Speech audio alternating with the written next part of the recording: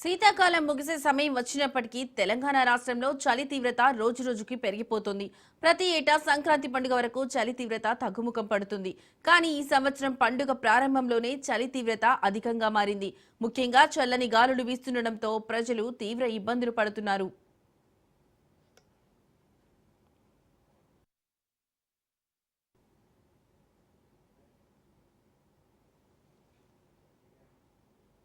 తెలంగాణలో కనిష్ట స్థాయి ఉష్ణోగ్రతలు నమోదయ్యాయి. మెదక్ జిల్లాలో 7.8 డిగ్రీల కనిష్ట ఉష్ణోగ్రతలు పడిపోయాయి.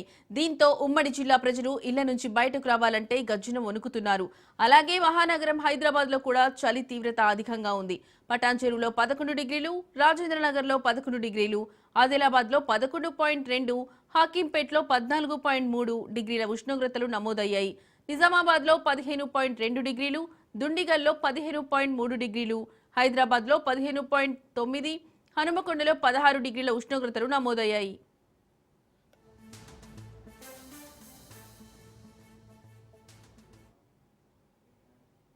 దీంతో ఉదయాన్నే ఆఫీసులకు వెళ్లే ప్రయాణికులు తీవ్ర ఇబ్బందులు పడుతున్నారు.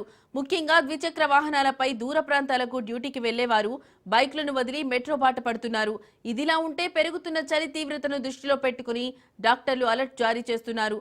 వయస్సు మీద పడిన వారు, శ్వాస సంబంధిత వ్యాధులతో బాధపడుతున్న వారు బయటకు రాకుండా ఉంటే మంచిదని సూచిస్తున్నారు.